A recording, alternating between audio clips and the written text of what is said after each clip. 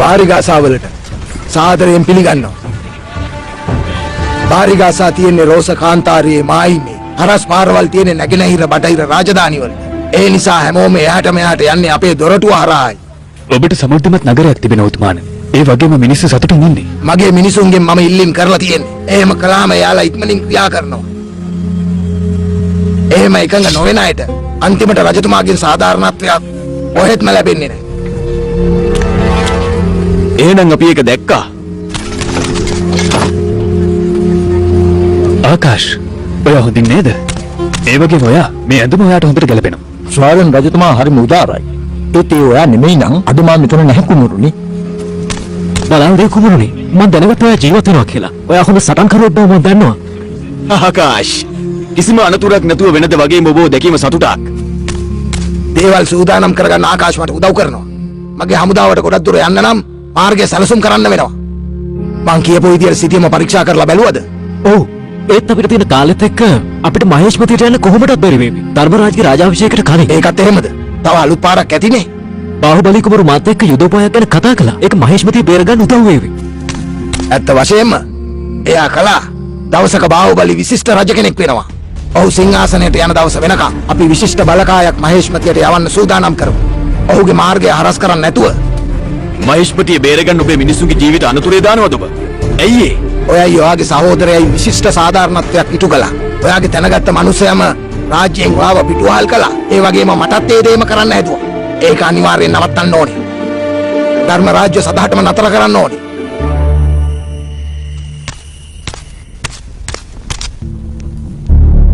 මේක ඉස්සෙල්ලා අහලා ඉන්න. වරා රජතුමා කළා තියන්නේ ඇව තනියෙන් තියන්න. මහේෂ්මතිය පාලනය කරන්නේ වරා රජතුමා නෙවෙයි. එහෙමද හිතාගෙන ඉන්නේ.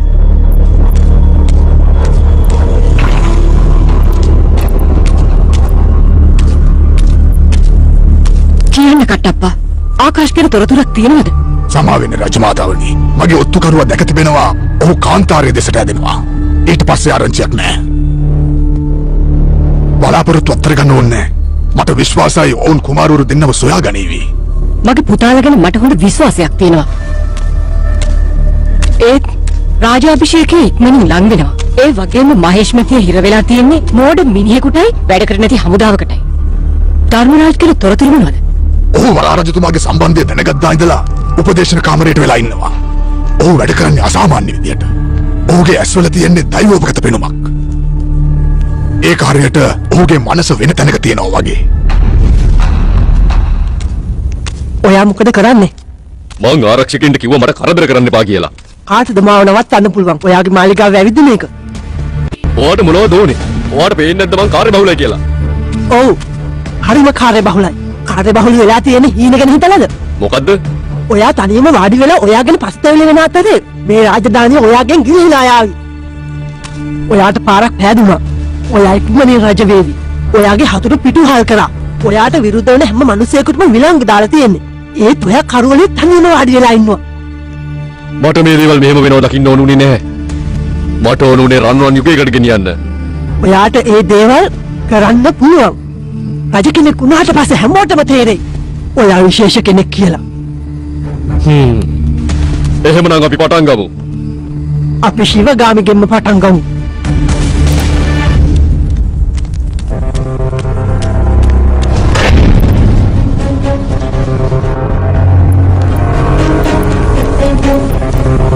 හොඳයි.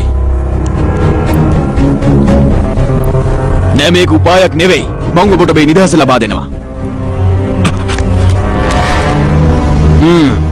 හොඳ ආරක්ෂාවක් තියෙනවා. ඒ නිසා පරිගන්න අවශ්‍ය වෙන්නේ නැහැ.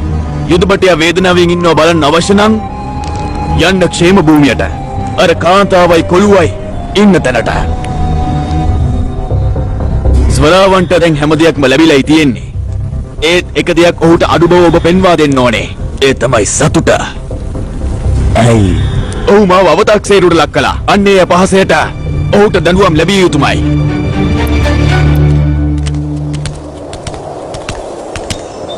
සූදානම් කිරීම සම්පූර්ණයෙන් ඉවරයි. තව ටික දවසක් යාවි සටන්කරුවන් මෙහෙට එකතු වෙන්න. ඒත් අපි ඉක්මනට මෙහෙන් පිට වෙමු. අපි වගේ කාන්තාරය හරහා වෙන කෙනෙකුට යන්න බෑ. මොකද හිතන්නේ අපේ ආයුධ ගැන?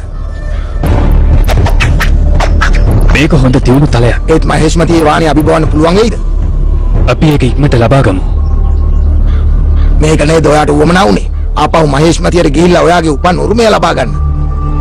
ඒත් හමුදාවක් එක්ක නෙමෙයි. මං හිතන් ඉන්නේ බලකායක් නැතුව මහේෂ්මතිය ආපහු ලබා ගන්න.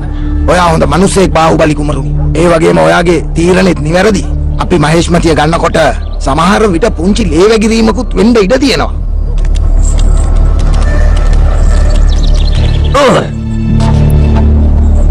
මොකද්ද මෙතන වෙන්නේ ප්‍රතාප් සිං? කවුද මේ මිනිසයා? සහෝදරයා ඔබ මේ ඇසිය යුතුමයි. දැන් කියමු බලන්න මගේ පුතේ. කතා කරනවා. ශ්‍රේෂ්ඨ උතුමාණෙනි මම යටහත් ගෝවියෙක්. මට අසනීප අම්මා කෙනෙක් ඉන්නවා. අපිට කිසිම උවමනාවක් නැහැ තමුගේ පෞල් තත්ත්වය ගැන අහන්න. අපිට කියනවා බලන්න තම මොනවද දන්නේ ධර්මරාජ් කියන මිනිසයා ගැන. ඔයා දන්නවද එයා ගැන? මං එයා ගැන හොඳට දන්නවා. මම දන්න දේ කියන්න. මම දන්නවා ධර්මරාජ් කොහේ ඉඳන්ද ආවේ කියලා. එයා කොහෙද ඉපදුනේ? එයාගේ ගෙදර තියෙන කාන්තාරයට ඈතින් තියෙන ගමේ. ඔබට ඇහුණද බාහු? ධර්මරාජ් කියන ඇත්ත අපිට අන්තිමේදීම දැනගන්න ලැබුණා. එයා බොරුකාරයෙක් කියලා ඔප්පු කරන්න සාක්ෂි තියෙනවා නම් මිනිස්සුන්ට අපේ පැත්තට උදව් කරයි. කිසිම ජීවිත හානියක් නැතුව නගරය ආපහු අපිට ගන්න පුළුවන්. බාහු මේ ගමේ මිනිස්සු අපිට උදව් කරයි. අපි ඉක්මන් වුණාද? උතුමාණෙනි මොකද මිනිස්සයෝ? එයා පැනලා ගිහිල්ලා උතුමාණෙනි. එයා පැනලා ගිහිල්ලා. කවුද පැනලා ගියේ? අපි සිරකරුවා උතුමාණෙනි. අපේ සොල්දාදුවෙක් පැනලා ඔහුගේ අස්ලයි ආයුධ ඔක්කොම අරගෙන ගිහින්. ෂේම භූමි. එයා හෙටම තමයි ගියේ. එයා කොහොමද දැනගත්තේ? මගේ අශ්වයව ගේන්න. ගෝත්‍රිකෙන් රැස් වෙන උතුමාණෙනි. ඔවුන් ඔබතුමාව බලාපොරොත්තු වෙමින් ඉන්නේ. මට යන්න දෙන්න. මම බේරගන්න රණාක දේවියවයි යගේ පවුලයි. ඔයාට ඇහුනේ නැද්ද? ගේන්න මගේ අශ්වයව. ඒ මිනිස්සු රජතුමාට ගොඩක් වැදගත්. ඔබ ගෝත්‍රිකයන්ව පිළිගන්න. මම රජතුමා එක්ක යන්නම්.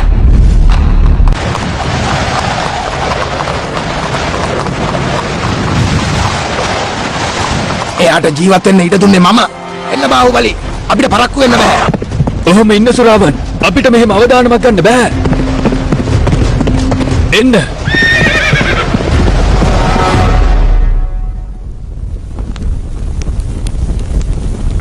කරන් එළවලු ටික ලෑස්තිද?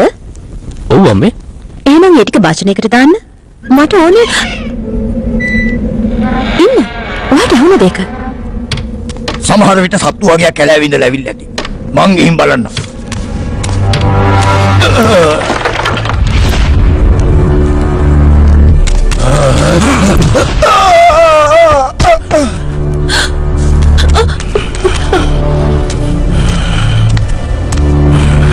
අපි ළඟ කිසි දෙයක් නැහැ. ඔයාට තිබහනම් බඩගිනි නම් අපිට පුළුවන් කැම දෙන්න. අපිට කරදර කරන්න එපා.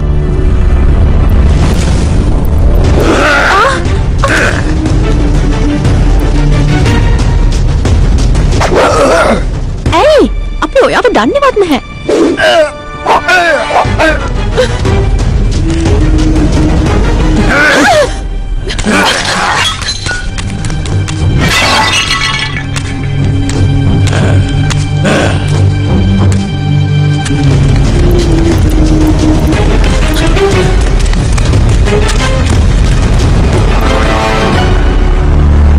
මට හොත් එක්ක සටන් කරන්න දෙන්න අම්මේ. එපා. ඔයාව නැති කරයි. එයාට හොයාගන්න බැරි වෙන්න අපි හැංගිලා ඉමු.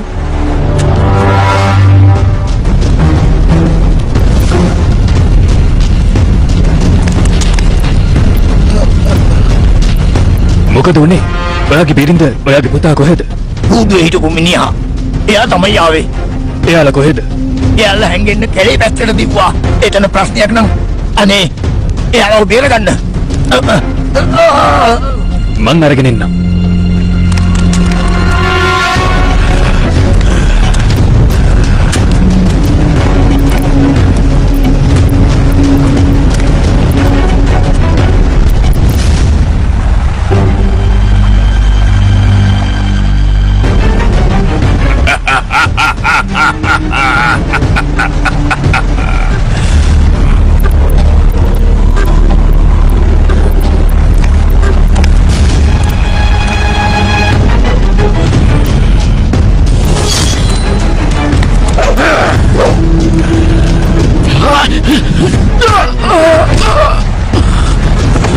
පුතේ!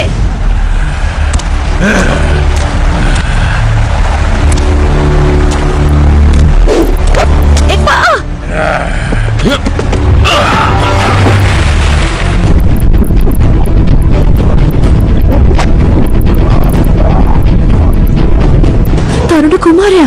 අපව බේරගත්තා. ඔය කොහෙද?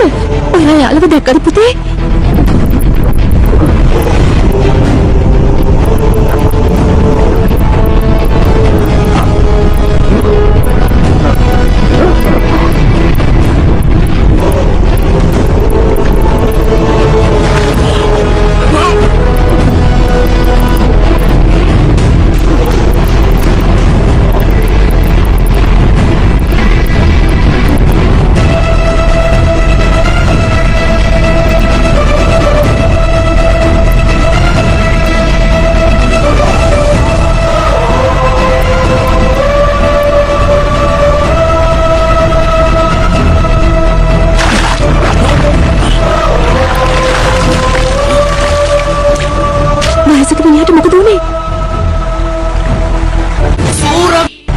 बाहुबली වැලිකුණාටුව ඉඳ අපි දෙන්න මග ඇරුණා.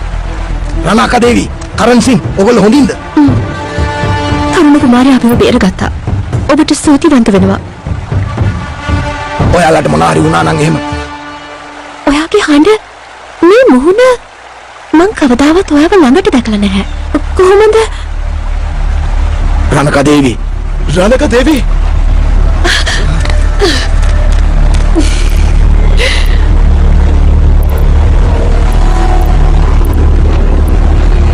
රණක දේවි ඔයාලා හොඳින් නේද?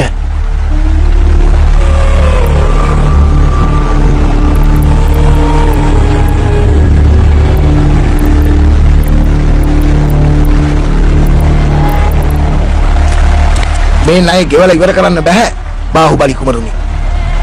එයාට ඇත්තම කියන්න උතුමාණනි. ඔබ මොකද්ද දැක්කේ කුමරුනි? පවුලක්. ඔව්, සතුටින් ඉන්න පවුලක්. සත්‍ය කවදාක්වත් සංගවන්න බෑ. අපි ධර්මරාජ්ගේ පිටිපස්සේ තියෙන ඇත්ත මොකද්ද කියලා හොයාගන්න ඕන. හැමදාටම.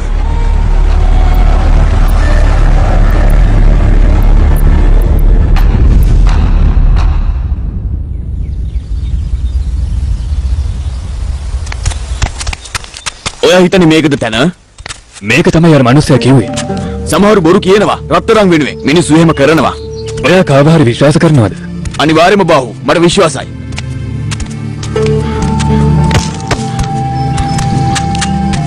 බල්ලා, ඒක නේද බාෂදේවගේ ශාපයට දුන්න විෂනාශකය? මං ඒක තියාගත්තා. කිසියම් වෙලාවක කවුරු හරි අසරණුවොත් එහෙම අපිට එයාට මේක දෙන්න පුළුවන් වෙනවා. එතකොට අර විෂ තිබුණු බිත්තරයට මොකද උනේ? ඒකත් දැන් ඔයා ළඟද තියෙන්නේ? අනිවාර්යයෙන්ම. ඒ ගමනේදී අපිට අනතුරක් වුණොත් හැරෙන්න මං එය පාවිච්චි කරන්නේ නැහැ. ඒ වගේම මං හිතාගත්තා අපිට අවශ්‍ය කරන හැම දෙයක්ම ළඟ තියාගන්න එක හොඳයි කියලා. මොනවා වේද කියලා කවුද කියන දන්නේ? හොඳයි, සමහර විට ඔයා හරි වෙන්න පුළුවන්. ඒත් අපි තාම දන්නේ අර කූඩුවේ හිටපු මිනිස්සුව නිදහස් කළේ කවුද කියලා. සොරාවන්ගේ මිනිස්සු ඔක්කොම ඔහුට විරුද්ධව අප්‍රසාදය පළ කළේ. ඇත්තටම ආදරයට වඩා බීතිය තිබීම ඔහුගේ අවාසනාවක් බාහු.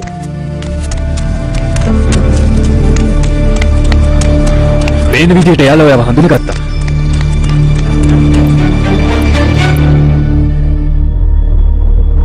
අපිට මරන්න අවශ්‍ය වෙන්නේ නැහැ ශිවගාමීව. ඇයට බෑ මට රිදවන්න. මතක තියාගන්න ඈ ශිවගාමි. එයා ක්‍රමයක් හොයාගනි. එයා ඔයාට තියෙන දේවල් ගන්න කලින් විනාශ කළා දාන්න. ඇය අම්ම කෙනෙක්. ඇයි ඉතින් මමත් එහෙමනේ. ඔයා මට කවදාවත් සමාව දෙන්නේ නැද්ද?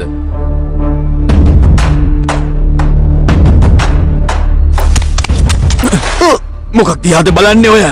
අපි හිතුවේ නෑ ඔයා අපහු එයි කියලා. මට මොනවත් කරන්න එපා. ඔයාලා ඔය හිතන කෙනා නෙවෙයි මම. ඒක වෙලා අවුරුදු ගානක්. ඔයා හරි. ඔයාගේ වයසක අම්මා. ඒ කියන්නේ මදුමති. ඒ සිදුවීමෙන් පස්සේ එයාගේ පුතාගේ පැමිණීම ඒ ගැන සතුටෙන් හිටියේ. වයසක මදුමති. ඇය තමයි ධර්මරාජ්‍යයේ අම්මා. ඇය කොහෙද? ආතන.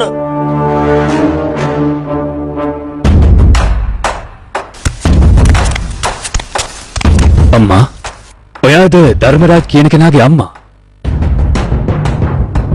කියන්න අපිට. ඔබ ඔහුව දන්නවාද? අනික සමාව දෙන්න ඕනේ මම නෙවෙයි. ඔයාට සමාව දෙනවද? ධර්මරාජ්, ඔයාලට මගේ පුතා හම්බුණාද? අනේ මගේ පුතා ගැන විස්තර කියන්න. කරුණා කරලා මේ අහන්න. ඒක අනතුරක්. මට තරහ ගියා. මං වාට ඒ වගේ දෙයක් කරන්න හිතුවේ නෑ අම්මේ. ඇයි මට සමාව දෙන්නේ නැත්තේ? මට සමාව දෙන්න. හිතන්න. මට සමාව දෙන්න. අනේ අම්මේ.